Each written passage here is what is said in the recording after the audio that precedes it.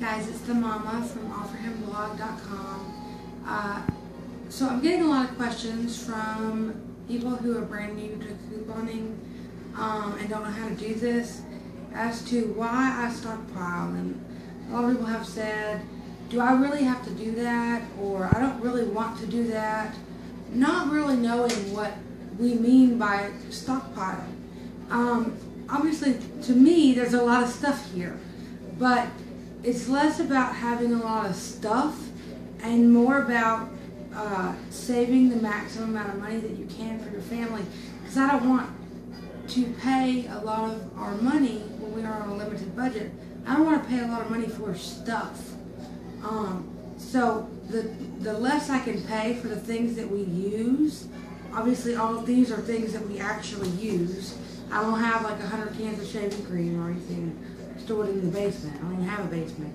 But I think this is something to me that is realistic, because the type of stockpiling that most people who use coupons are referring to is taking that item off your list for an extended period of time, whether it's 4 weeks or 3 months or even 12 months for some things, because when you find that item at its lowest price, that's when you want to buy several of them. Otherwise, next month or next week, whenever it is that you're going to have to buy it again, you're going to pay full price.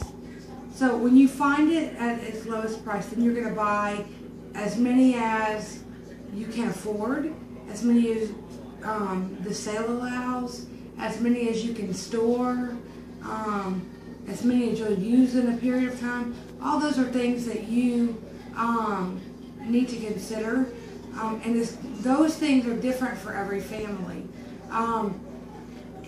Another thing to consider, and I posted this on the blog, and I'll see if I can link to this, the related post on our blog in this video, but it covers some of the same things and some different things.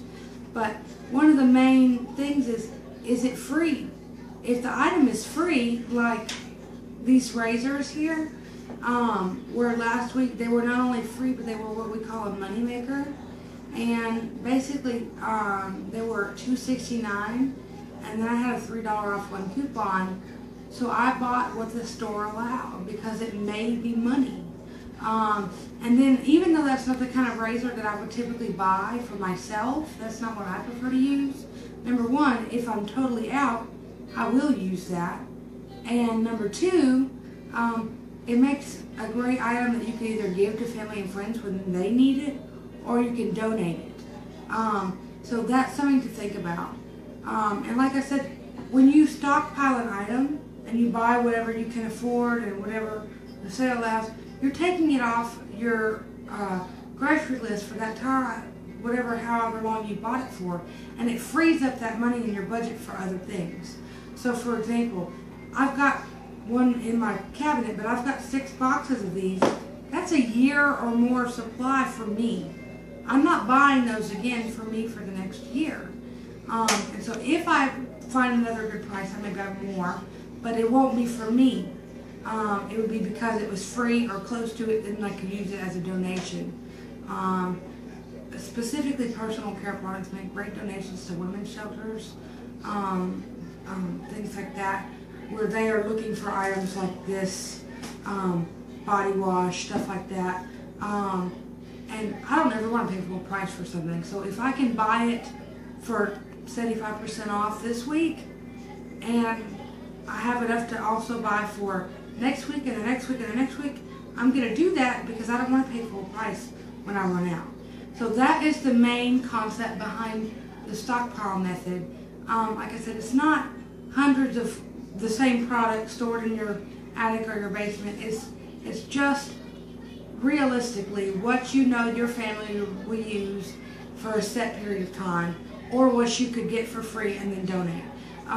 And so to me, for my family of 5, this is the majority of the things that I will use and we will use, or that I can donate. So to me, this is not unreasonable. And when you put them on your in your stockpile and you take them off your list, you're not buying that item again. Like this Tresemme, we bought probably 6 conditioner and 6 shampoo last fall, and we're still using it. And we've given some away because these are like the giant Tresemme bottles. So like I said, you really do take it off your list, and then you can buy other things with that money, and you're not having to buy that next week or run out to the store and have an unplanned trip because you run out of something, because we've all done that. So that is the main premise behind this. So I hope that that explains a little more about the stockpile method and why I do it, and why I think that you should do it. I think everybody should practice it. I think it's just being a good steward. You don't want to waste your money.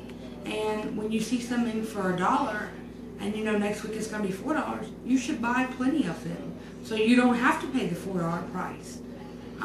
So that's why I do that. I hope this video helps you. If you have any questions, you can leave a comment below or check out our post. Like I said, I'll link to that on the blog, explaining why we do that more in depth. But I hope that helps you guys. God bless.